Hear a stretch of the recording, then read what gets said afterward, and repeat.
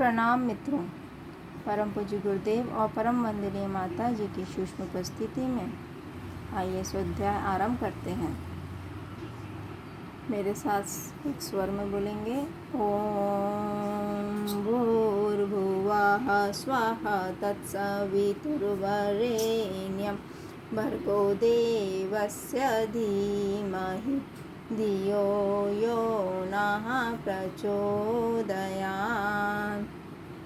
आज का विषय है सृजल श्रद्धा प्रखर प्रज्ञा। विगत अंक में आपने पढ़ा कि सन 1981 के उत्तरार्ध में पूज्य गुरुदेव ने कुछ विशिष्ट कार्यों के आरंभ को अंजाम दिया। देवोत्थान एकादशी की शुभ मुहूर्त के साथ ही सजल श्रद्धा प्रखर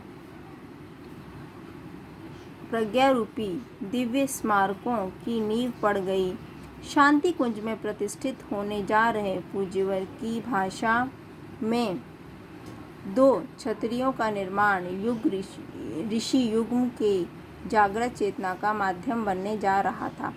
युग दृष्टा ही भली भांति यह जानते हैं और जन सामान्य को दिव्य योजनाओं में निहित कारणों को भली प्रकार समझा सकते हैं, जो आज कितने ही विस्मयपूर्ण प्रतीत होते हों। यही कारण था कि सन 1982 की वसंत पंचमी तक सजल श्रद्धा प्रखर प्रज्ञा अपना चैतन्य स्वरूप ले चुका था और अब बारी थी जो प्रज्ञा परिजनों को स्थापना के मूलभूत उद्देश्यों से अवगत कराने की। अपनी सदा सदा के लिए शांति कुंज में उपस्थिति को दृश्य जगत में बनाए रखने व आमजन को उस कल्याणकारी चेतना से लाभान्वित करने का प्रयोजन इन स्मारकों के माध्यम से पूर्ण होने की बात को पूज्य गुरुदेव ने स्पष्ट किया। आइए पढ़ते हैं इसके आगे का विवरण। गंगा की गोद में जुलाई 1969 का वह प्रसंग फिर याद करें कि उन दिनों शांति कुंज बन रहा था और गंगा यहाँ से 2-2.5 किलोमीटर दूर तक बहती थी, जिसे आज कदली वन कहते हैं। गंगा स्नान के लिए वहाँ जाना पड़ता था। शांति कुंज का निर्माण कार्य देख रहे परिजनों ने शिकायत की थी, गुरुदेव हमें गंगा स्नान के लिए बहुत दूर जाना पड़ता है। गुरुदेव ने भरोसा दिया था कि जल्दी ही यह समस्या हल हो जाएगी और इसके कुछ ही दिन बाद गंगा की धारा शांति कुंज के पास तक मुश्किल से 500-700 मीटर दूर तक आ गई। सजल श्रद्धा प्रखर प्रज्ञा जहाँ स्थापित है उनके बारे में गुरुदेव ने बताया था कि इनके नीचे बहुत गहरे में करीब 900 मीटर गहराई में भागीरथी की एक धारा आज भी बहती है। भूगर्भ विज्ञानी भी इस तथ्य को प्रमाणित करते हैं। वैज्ञानिकों के अनुसार इस धारा के भागीरथी या किसी और नाम से संबोधित किए जाने का तो कोई प्रमाण नहीं है, लेकिन धारा की आयु कम से कम 5000 वर्ष पुरानी जरूर है। गुरुदेव का कहना था, भागवती गंगा राजा भगीरथ के पीछे पीछे जिस मार्ग से चली वह सजल श्रद्धा प्रखर प्रज्ञा के नीचे से ही गुजरता है। गुरुदेव माता जी की समाधि के पास श्रद्धा सुमन अर्पित करने और ध्यान लगाने वालों में कई को इस तथ्य से जुड़े अनुभव आज भी होते हैं।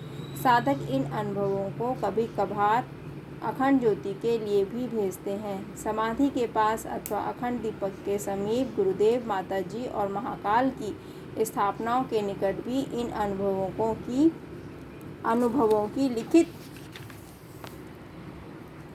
पातियां छोड़ी रखी मिलती हैं। सजल श्रद्धा प्रखर प्रज्ञा केंद्र की छतरियां उस अवस्था में सभी कार्यकर्ताओं के समर्पण निवेदन का केंद्र बनती रही जब गुरुदेव और माता जी के संपर्क में नहीं हो पाता। गुरुदेव के महाप्रयाण के बाद इनका महत्व विशेष रूप से बढ़ने लगा। 1990 में गायत्री जयंती पर गुरुदेव के महाप्रयाण के बाद उनके पार्थिव अवशेष प्रखर प्रज्ञा में स्वयं माता जी ने स्थापित किए। उस स्थापना के दिन से ही परिजन अपनी व्यथा, भावना, संवेदना और श्रद्धा गुरुदेव के सामने यहाँ व्यक्त करने लगे। गुरुदेव के महाप्रयाण के बाद अश्वमेध यज्ञों की श्रृंखला आरंभ हुई। यज्ञों के लिए जाते समय हर बार माताजी प्रखर प्रज्ञा में अपने आराध्य के चरणों में प्रणाम करती और रवाना हो जाती। बड़ौदा अश्वमेध यज्ञ के लिए रवाना होने से पहले एक कार्यकर्ता गोष्ठी में वे सहज ही बोल उठी कि मेरे भगवान प्रखर प्रज्ञा में भस्मावशेषों के रूप में स्थापित है, मुझे भी तुम उनके पास ही सचल श्रद्धा में स्थापित कर देना। नया रूप। कुछ दिनों बाद 1992 में उत्तरकाशी में भूकंप आने पर प्रखर प्रज्ञा के ढांचे में कुछ क्रैक्स आ गए थे। शांति कुंज में रहने और बाहर के परिजनों की राय बनी कि यह क्षेत्र भूकंप प्रधान बेल्ट में आता है, अक्सर यहाँ भूकंप आते रहते, इसलिए समाधि को मजबूत आधार देकर बाहर से नया रूप दे देना चाहिए। परिजनों ने उसी समय माताजी से निवेदन किया था।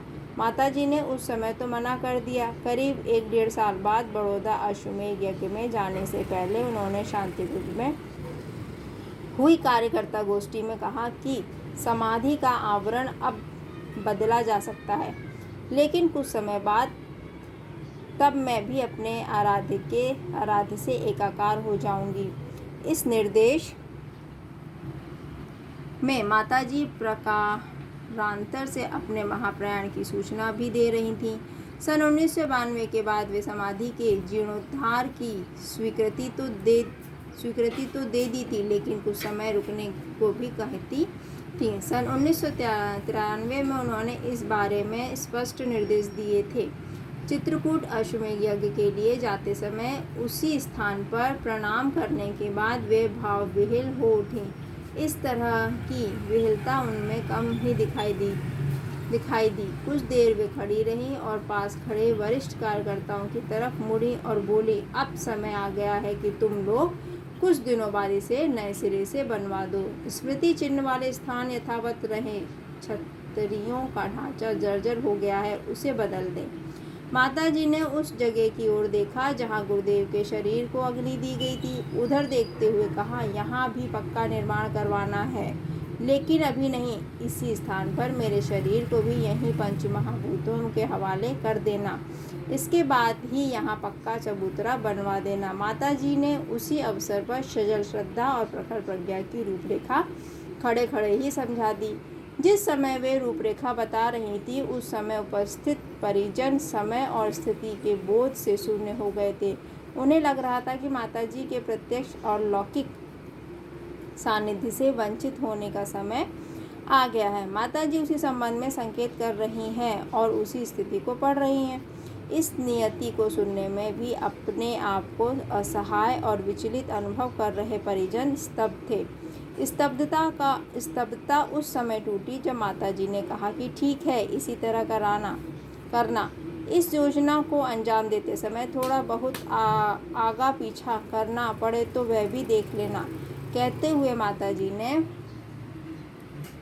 गुरुदेव की समाधि को एक बार फिर प्रणाम किया और आगे बढ़ गई। परिजन भी अपने भाव में लौटे और माताजी चित्रकूट के लिए रवाना हो गईं। यात्राओं को विराम। चित्रकूट का महायज्ञ संपन्न होने के बाद माताजी ने अपनी यात्राओं को विराम दिया और अपने आराध्य के लिए निर्देशों के अनुसार सूक्ष्मीकरण की स्थिति में चली गईं। गुरुदेव ने वर्षों पहले लीला संवरण का जो समय बताया था वह पूरा होने जा रहा था। सितंबर 1994 में महाप्रयाण के बाद उनके पार्थिव अवशेष सजल श्रद्धा में स्थापित कर दिए गए। इसके बाद समाधियों के नए और समग्र स्वरूप का आकार लेना शुरू हुआ। गुरुदेव और माताजी का जहां अंतिम संस्कार किया गया था, उस चबूतरे को भव्य रूप दिया गया। इसके निर्माण के परिजनों को कार सेवा का अवसर भी दिया गया। नींव में उस चबूतरे की मिट्टी को कूट कर भरा गया जिस पर गुरुदेव और माताजी का अंतिम संस्कार किया गया था। नींव पूरी होने के बाद करीब 1 महीने में ग्रेनाइट का स्मारक तैयार हुआ। स्मारक के दोनों और गुरुदेव और माताजी के अंतिम संदेश उकारे गए। उस संदेश के अलावा गुरुदेव की लिखावट में ही गायत्री मंत्र भी अंकित किया गया।